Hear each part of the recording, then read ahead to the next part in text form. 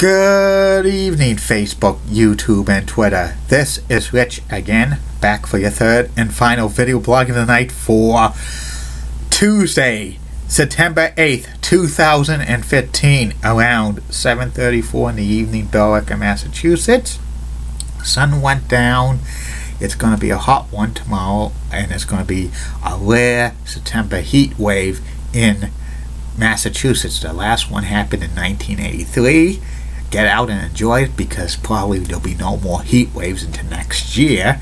But with this New England weather we've been having this year, with record snowfall and stuff, and coldness into July, and summer 90 degrees starting in mid to late July, I wouldn't be surprised if we have a October heat wave. But I just hope we don't have something comes crashing down with coldness after heat waves. Some news to report, sad news to report in the NFL. Former NFL player Tyler Slash passed away at the age of 27, so prayers to his family. Dustin Pedroia is off the DL for the Boston Red Sox second baseman. The Red Sox will start the 2016 season against the Cleveland Indians, and 10 SEC teams in the AP's top 25 for college football and stuff. The SEC is the best college football conference in the world. That's about it on the news. My third and final video blog subject of the night is my personality profile. Tonight's personality profile is Patriots owner Bob Kraft. Bob Kraft has owned the Patriots since 1994, and he's took the Patriots from basically the worst team in the NFL and probably one of the worst pro sports franchises ever to success with so many Super Bowls, and with the Patriots brand, and winning division after division and after division after division. Bob grew up and was born in Brookline, Massachusetts, which was a very big Jewish community.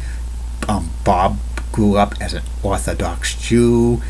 After school, when he was going to school, he studied Hebrew and Sabbath, and he observed it, and he loved watching sports, but he could not play them because of those commitments for his, like Hebrew and observing Sabbath. And he went to Brookline High School, and he graduated in 1959 as senior class president. His father wanted Bob to become a rabbi, but he wasn't really that interested in doing it. And then he went to Columbia University. He majored in business, and he played some football there, for like club football there. And he was actually class president at Columbia. He graduated from Columbia with a degree in business in 1963. He got an MBA from Harvard University 2 years later, and he started to work in the field of business. He worked for Rand Whitney Group, which was a packing and paper company, and he eventually gained control of that company in 1968, which at one time was owned by his father-in-law, and he became like chairman and board of directors, made millions and millions of dollars there, and he still serves as a chairman and on the board of directors for them.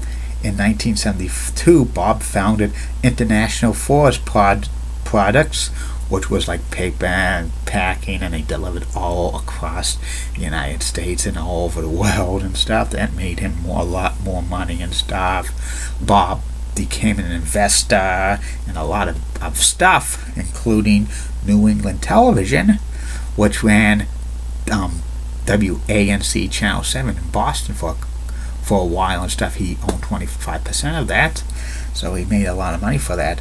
But Bob really wanted to become a sports owner in Boston, because he was a rabid sports fan of the Red Sox, the Patriots, the Bruins, and the Celtics. And he was Patriots season ticket holders when they moved to Foxborough in 1971.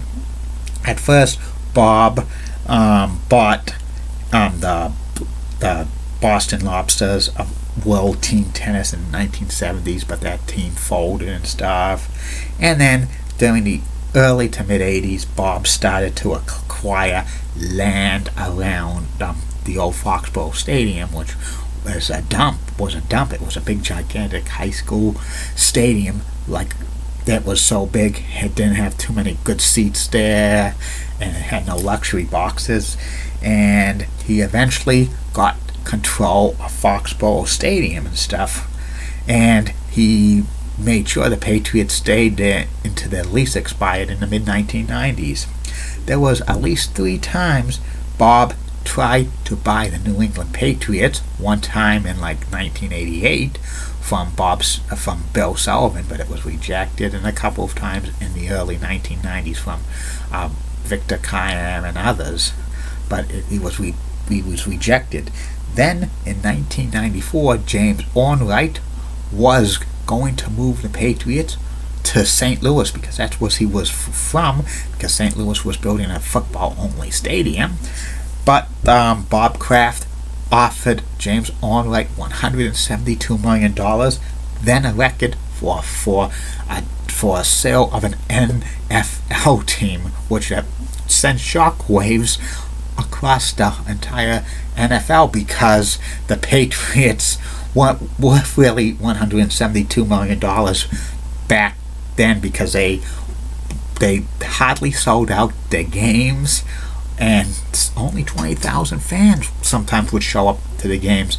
The games were blacked out in Boston area. You would have had to see the game in person if you wanted to go see the Patriots or listen to them on the radio. And then when Bob Kraft bought the Patriots, they exploded and stuff. They won so many division titles. They made the playoffs 16 out of 21 seasons since Bob owned them. They won so many division titles.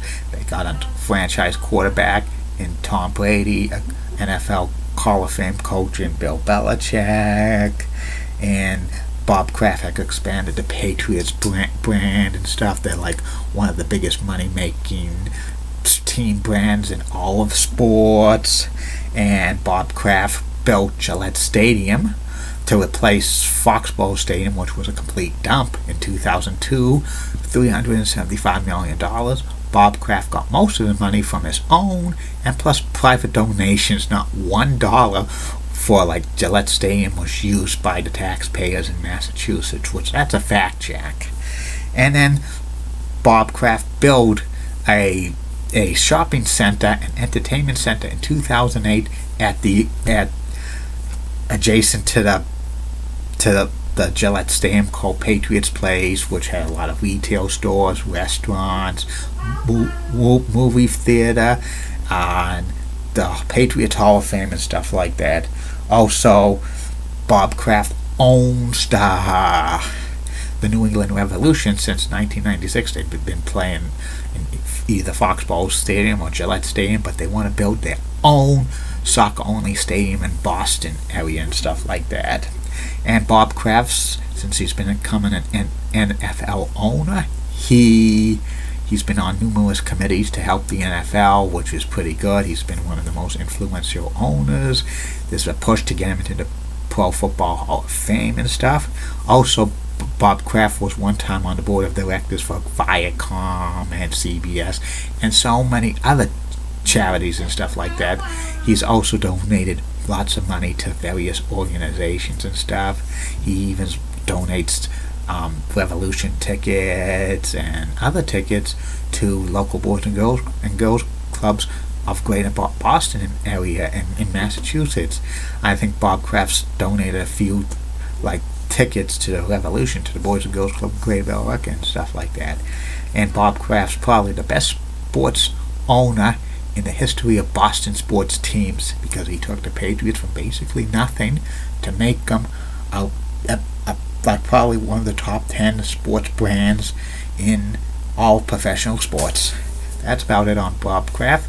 That's about it on these video blogs, Facebook, YouTube, and Twitter.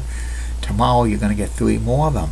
First video blog will be about the top 10 wrestlers that should have had a WCW World title run. This is the WCW that started in 1991 into 2001. There'll be a couple of wrestlers on this list who were NWA World Champions previously, who should have got the one with the WCW World title, because NWA and WCW were, different brands. Second video blog will be about Week 1 NFL predictions. They're back, Jack. And the third and final video blog of the night will be the person I profile.